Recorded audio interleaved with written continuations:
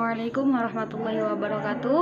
Perkenalkan, nama saya Syifa Ismatul Maulasya dan teman saya Fatur Rahman Yasin dari kelompok 8 akan menjelaskan tentang tugas utama manusia. Sebelum memasuki materi utama, saya akan sedikit mengulas tentang pengertian manusia. Apa sih manusia itu? Menurut D.C. Mulder, manusia adalah makhluk yang berakal. Akal yang menjadi pokok pembeda antara manusia dengan binatang. Akal pula yang menjadi dasar dari segala kebudayaan. Menurut Aristoteles, manusia adalah hewan yang berakal sehat, yang mengeluarkan pendapatnya, dan dapat berbicara berdasarkan akal pikiran. Menurut Umar Muhammad At-Tauni Asy-Syaibani, manusia adalah makhluk yang mulia. Manusia adalah makhluk yang berpikir, manusia adalah makhluk yang memiliki 3 dimensi, yaitu badan, akal, dan roh. Manusia dalam pertumbuhannya dipengaruhi oleh faktor keturunan dan lingkungan. Islam memandang manusia sebagai makhluk yang memiliki derajat yang tinggi, bertanggung jawab atas segala sesuatu yang diperbuat, serta merupakan makhluk yang memikul amanah yang berat. Apapun perbuatan manusia, baik atau buruknya, manusia tetap dihargai sebagai manusia. Katakan serupa dengan hewan dalam hal karakteristik fisiknya dan dorongan emosi untuk mempertahankan hidup. Namun, manusia berbeda dengan hewan dalam hal karakteristik ruhnya yang memiliki kecenderungan untuk mencari Allah sebagai Tuhannya. Selain itu, perbedaan menyeluruh antara manusia dengan hewan adalah manusia yang memiliki akal. Dengan akal itulah manusia dapat bertingkah seperti sehari-hari. Dalam Al-Quran, ada beberapa kata yang digunakan untuk menunjukkan tentang manusia. Di antaranya adalah insan, basyar, dan an-nas. Kata basyar lebih mengacu pada pengertian manusia dari segi fisiknya dan nalurinya, yang berbeda dengan makhluk lain. Menurut Profesor Quraish Shihab, kata ini disebutkan 35 kali di berbagai surat.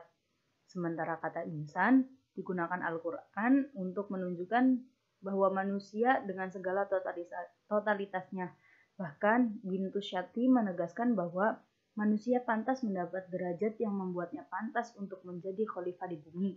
Kata ini disebutkan dalam Al-Quran sebanyak 65 kali, sedangkan kata an-nas mengacu pada manusia sebagai makhluk sosial.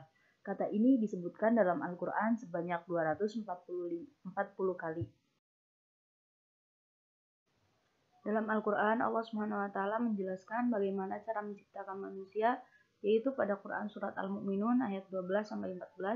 A'udzu billahi minasyaitonir rajim. Bismillahirrahmanirrahim. Walaqad khalaqnal insana min sulalatin min tin, dan sesungguhnya kami telah menciptakan manusia dari saripati dari tanah. Tsumma ja'alnahu nutfatan fi qararin makin, dan kemudian kami jadikan saripati itu air mani yang disimpan pada tempat yang kokoh, yaitu rahim. Tsumma khalaqna nutfatan 'alaqatan fa khalaqna 'alaqatan mudghatan fa khalaqna mudghatan 'idhaman fa kasawna 'idhama lahma tsumma ansha'ahu khalqan akhar fatabarakallahu ahsanal khaliqin. Kemudian air mani itu kami jadikan segumpal darah, lalu segumpal darah itu kami jadikan segumpal daging, dan kemudian daging itu kami jadikan tulang belulang, lalu hilang tulang belulang itu kami bungkus dengan daging. Kemudian kami jadikan dia makhluk yang berbentuk lain. Maka Maha Suci Allah, pencipta yang paling baik. Menurut Nabil Fuad Al-Musyawwah, ada 2 kelompok manusia yang menjalankan amanah.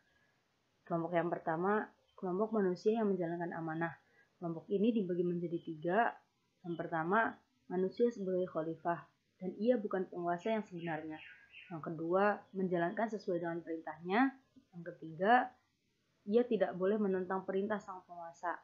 Kelompok yang kedua adalah kelompok manusia yang berkhianat, atau dia yang tidak menjalankan amanah dengan benar. Di sini saya akan membacakan materi tentang fungsi kehidupan manusia dan tugas utama manusia, di mana fungsi kehidupan manusia adalah sebagai khalifah yang membangun dan mengelola semua potensi alam sesuai kehendak Allah Subhanahu wa Ta'ala. Kedudukan dan peranan yang dimainkan oleh manusia kelak akan diperhitungkan dan dinilai oleh Allah Subhanahu wa Ta'ala di akhirat kelak. Semua peranan pasti mempunyai balasannya masing-masing. Peranan baik akan mendapatkan balasan yang baik, Begitu juga peranan yang buruk akan mendapatkan balasan yang buruk. Manusia yang mendapatkan peranan yang baik akan mendapatkan kebahagiaan, sedangkan manusia yang mendapatkan peranan yang buruk akan mendapatkan kesengsaraan.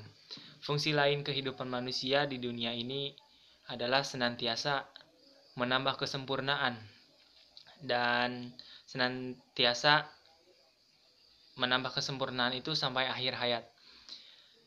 Hal ini dilakukan agar manusia benar-benar menjadi makhluk yang mulia dan yang bertakwa dengan sebenar-benarnya takwa. Satu lagi materi tentang tugas utama manusia tidak begitu berbeda atau hampir mirip dengan fungsi kehidupan manusia, yaitu tugas utama manusia dibagi menjadi dua, yaitu sebagai khalifah dan hamba Allah.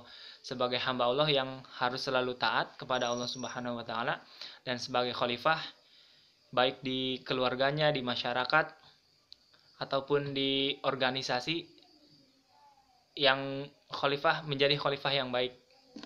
Sekian pemaparan materi dari kelompok kami. Kurang lebihnya mohon dimaafkan.